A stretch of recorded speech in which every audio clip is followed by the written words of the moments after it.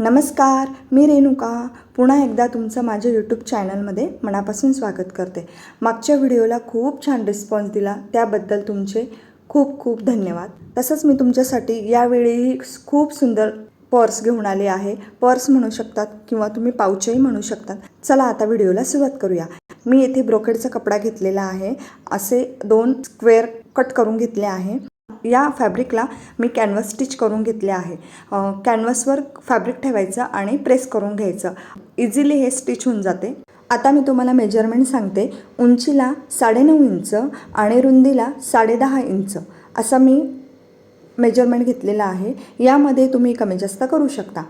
2 मी square या मापाचे घेतलेले आहेत। आता काय करायचं आहे, एक स्क्वेअर घ्यायचा आहे आणि वरच्या बाजूने 1.5 इंचावर मार्क करायचा आहे। 1.5 इंच किंवा तुम्ही 2 इंचावरही मार्क करू शकता। असं मी 1.5 इंचावर मार्क करून घेतलं आणि बरोबर त्यावर मी कट करून घेतलं। आता येथे आधी तुम्ही अस्तरही जॉईन करू शकता, मी नंतर जॉईन केले आहे। तर मी आता मेन फॅब्रिकवर सीध्या भागावर झिप ठेवली आणि त्यावर नॉन-वनचा फॅब्रिक ठेवलेला आहे। खाली मेन फॅब्रिक, त्यावर झिप आणि त्यावर नॉन-वन असं मी शिलाई करून घेतली।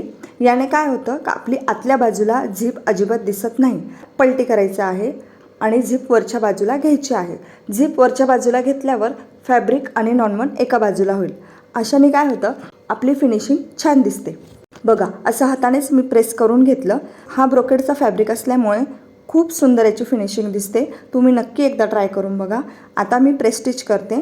अर्धा इंचावर मी झिप अटॅच करून घेतली आणि प्रेस स्टिच करून घेतली। पुन्हा एकदा आपली जी 1.5 इंचाची पट्टी होती ती पण आपल्याला त्याच पद्धतीने जॉईन करायची आहे। नॉन-वन ठेवलं, त्यावर झिप ठेवली, उलट्या बाजूने मेन फॅब्रिक ठेवलं। शिलाई करून घेऊया। आता तेही वरच्या बाजूला घ्यायचं आहे आणि पुन्हा एकदा हाताने प्रेस करून आपल्याला प्रेस स्टिच करायचे आहे। असं मी प्रेस स्टिच करून घेतली आणि फायनल लुक असा झालेला आहे। आता चारही बाजूला मी शिलाई करून घेते, म्हणजे आपलं अस्तर त्याला स्टिच होईल। सर्व बाजूने मी शिलाई करून घेतली आणि एक्स्ट्राचं जे फॅब्रिक आहे ते कट करून घेतलं। आता येथे रनर टाकायचं आहे। हे आपलं साईड पॉकेट आहे। यासाठी पुन्हा एकदा एक कपडा घ्यायचा आहे पॉकेट तयार करण्यासाठी। मी आता झिपपासून खालच्या मापापर्यंत एक स्क्वेअर घेतलेला आहे। वरच्या बाजूने त्याला गोट वाळून घेतले आहे आणि चैनपासून असा मी खालच्या बाजूला चारही बाजूने शिलाई करत त्याला अटॅच करून घेतलं। बघा, एक्स्ट्राचं जे काही धागे दोरे असेल ते कट करून घेतले। बरोबर वरच्या बाजूला जिथे शिलाई होती तेथेच मी पॉकेटची शिलाई घेतली आहे, त्यामुळे आपली एकच शिलाई दिसेल आणि जे काही एक्स्ट्राचं फॅब्रिक असेल ते कट करून घेतलं। आता आपलं हे पॉकेट रेडी झालेलं आहे। एक पार्ट तयार झालेला आहे। पुन्हा दुसरा स्क्वेअर घ्यायचा आहे आणि त्याला नॉन-वनचं फॅब्रिक अटॅच करून घ्यायचं आहे, म्हणजेच आपल्याला अस्तर लावून घ्यायचं आहे। दुसऱ्या बाजूलाही तुम्ही पॉकेट तयार करू शकतात। मी एकाच बाजूने पॉकेट ठेवलं आहे। आता दोनही फॅब्रिक तयार झालेले आहेत। आता येथे आहे ट्विस्ट, जे की आपल्याला एक मिनी पाऊच बनवायचं आहे, ते मी तुम्हाला दाखवते। उंचीला 6 इंच आणि रुंदीला 3 इंच असं मी एक स्क्वेअर घेतलेला आहे मेन फॅब्रिकचा। येथे तुम्हाला अस्तर लावायचं तर तुम्ही लावू शकता। येथे मी 3 नंबरची झिप यूज केलेली आहे।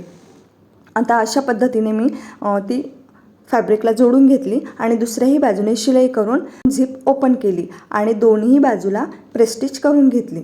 आता दोन्ही बाजूला प्रेस स्टिच करून झाल्यानंतर रनर टाकायचे आहे। 3 नंबरच्या झिपला हे 3 नंबरचेच रनर लागते। उलट करून घेतलं आणि दोन्ही बाजूला शिलाई करून घेतली। शिलाई करून झाल्यावर एक्स्ट्राचं फॅब्रिक कट करून घेतलं। झालं आपलं मिनी पाऊच तयार। आता आपल्याला एक स्ट्रिप बनवायची आहे। 2.5 ते 3 इंचाची मी पट्टी घेतली आणि डबल फोल्डमध्ये मी शिलाई करून घेतली। आता ती कशी जोडायची मी नंतर सांगते। आपल्याला आता मेन पॉकेट करायचे आहे। पुन्हा एकदा एका स्क्वेअरवर आपल्याला झिप सीध्या बाजूला ठेवायची आहे आणि शिलाई करून प्रेस स्टिच करायची आहे। एका बाजूने झाल्यानंतर पुन्हा विदाऊट पॉकेटवाला जो फॅब्रिक आहे तो झिपवर ठेवायचा आणि मी दाखवते तसं शिलाई करायची। आता मी ती शिलाई करून घेतली आणि पुन्हा प्रेस स्टिच केली। आता काय करायचं आहे, त्यातही आपल्याला रनर टाकायचे आहे। येथेही मी सांगते, लक्षात ठेवा, ज्या बाजूने पॉकेटचे रनर आहे त्याच बाजूने आपल्याला मेन पॉकेटचेही रनर आले पाहिजे. दोन्ही एकाच दिशेने रनर टाकून घेतले. आता जी आपण 2.5 ते 3 इंचाची स्ट्रीप बनवली होती, 7 ते 8 इंच लांब अशी स्ट्रीप मी घेतली आहे आणि मिडलला शिलाई करून घेतली.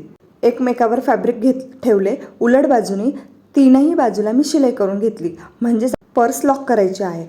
तीनही बाजूला मी शिलाई करून घेतली. वरच्या बाजूला झिप आहे आणि खालचे जे टोक आहेत ते मी कट करून घेतले. याने काय होईल, पलटी केल्यानंतर खूप छान आपले कोपरे निघतात. नॉनवनचीच पट्टी घेतली आहे. नॉनवनची पट्टी घेण्याचं कारण की याला डबल फोल्ड करावं लागत नाही, याचे धागे निघत नाही, त्यामुळे डबल फोल्ड करावं लागत नाही.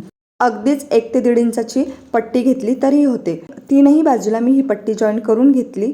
आता मी तुम्हाला बेस कसा तयार करायचा ते सांगते. वरची झिप खोलून घेतली आणि बेस तयार करण्यासाठी मी एक ट्रिक सांगते. बाजूची शिलाई आणि जी खालची शिलाई असते ती एकमेकावर पकडायची आणि आपल्याला बरोबर 1 इंचावर शिलाई करायची. क्रॉस शिलाई करायची. एक्स्ट्राचं कापड आहे ते तुम्ही कट करू शकता किंवा तसंच ठेवू शकता. बघा, दोन्ही बाजूला मी करून घेतली शिलाई. आता मी तुम्हाला पलटी करून दाखवते. बघा, असा काहीसा लूक झालेला आहे. किती सुंदर आपली पर्स तयार झाली आहे. आतला पाऊच दाखवते. खूप मोठी स्पेस तयार झाली आहे. बाहेरचा पाऊच दाखवते. यामध्ये तुमचं बारीक खूप सामान बसेल. लिपस्टिक, आयलायनर, आयब्रो पेन्सिल वगैरे बसेल आणि तुम्ही हा मेकअप बॉक्स म्हणूनही वापरू शकतात. नाईट फंक्शनला गेले तर तिथे तुम्ही हातातही हे कॅरी करू शकतात. खूप सुंदर हा डिझायनर साडीवर शोभून दिसतो. ब्रोकेड आणि गोल्डन असल्यामुळे कशावरही मॅच होईल. साईडचं मिनी पॉकेट लावूया. बघा, यासाठी रिंग घेतलेली आहे आणि आपल्याला ती रनरमध्ये अडकवायची आहे पाऊचच्या, आणि जे आपण स्ट्रीप लावलेली आहे त्यामध्ये अशा पद्धतीने अडकवून द्यायची. बघा, यामध्ये तुम्ही चिल्लर वगैरे काहीही ठेवू शकतात. कसा वाटला तुम्हाला हा कॉम्बो, मिनी पाऊच आणि मेन पाऊच? तुम्ही याला साईडला बेल्ट लावून स्लिंग बॅग म्हणूनही तुम्ही यूज करू शकतात. कसा वाटला व्हिडिओ नक्की कमेंट करून सांगा. लाईक करा, शेअर करा, सबस्क्राईब करायला विसरू नका. भेटू पुढच्या व्हिडिओमध्ये. चलो बाय.